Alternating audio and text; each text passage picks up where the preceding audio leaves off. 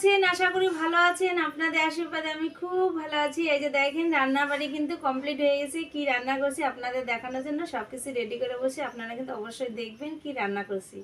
তাহলে আসুন দেখাই কি রান্না করছি। প্রথমে এটাই দেখাই না, এই দেখেন, এই যে মাছের ঝোল করছি, এই যে দেখছেন, এই যে মাছের ঝোল করছি। কি দিয়ে করছি বলেন তো? ডাঁটা দিয়ে, বেগুন দিয়ে, আলু দিয়ে মাছের ঝোল করছি। এই দেখেন, আর নামানোর আগে একটু ধনিয়া পাতা কুচি কুচি করে দিয়ে দিচ্ছি।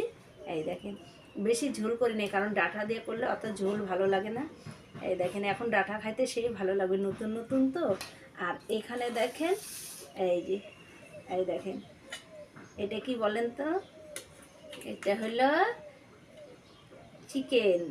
এই যে দেখেন, অল্প করে চিকেন নিয়ে আসে।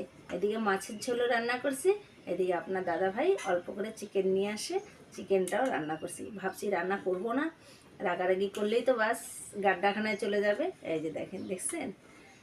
কারণ হচ্ছে রান্না করতে এত ঝামেলা, কাটাকাটি, বাটো, ধও, রান্না করো, কত ঝামেলা। তার মধ্যেও নিয়ে আসছে। আর আপনার দাদা ভাইয়ের এমন রাগ, যদি বলি রান্না করব না, তাহলে একদম গাড্ডাখানায় চলে যাবে, সব শেষ। কারণ টাকা দিয়ে কিনে আনলে তো তখন আমারও খারাপ লাগে। ওই জন্য রান্না করেই ফেলছি, যে রান্না করে দিই, থাক খাবে। কারণ হচ্ছে উনি মাংসটা খাইতে ভালোবাসে, মাছটাও ভালোবাসে। আর আমার দুই ছেলে আর আমি সবজি ভাত হোক না নিরামিষ হোক দারুণ খাইতে। কারণ হচ্ছে আমরা সবজিটা একটু পছন্দ করি, আর উনি হয়তো ডাল খাবে না, সবজি খাবে না, মাছ মাংসটা হলে ভালো খাওয়া হয়। আর এখানে দেখেন, এই যে ভাত, এই যে দেখেন, দেখছেন?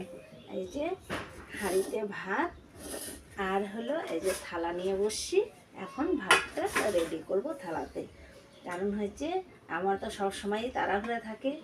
একভাবে যদি বাড়িতে থাকা যায়, বাড়িতে অনেক কাজ করা যায়, কিন্তু আমাকে তো সব দিকে সামলাইতে হয়। এদিকে বাজারে যাইতে হয়, এইদিকে রান্না করতে হয়, সংসারে কাজ করতে হয়, বাজারে যাইতে হয়, তারপরে হলো রেশনে যাইতে হয়, কাজে যাইতে হয়। আমার ভিডিওটা ভালো লাগলে লাইক শেয়ার কমেন্ট অবশ্যই করুন, ফলো করতে ভুলবেন না, ফলোটা একটু বেশি বেশি করবেন।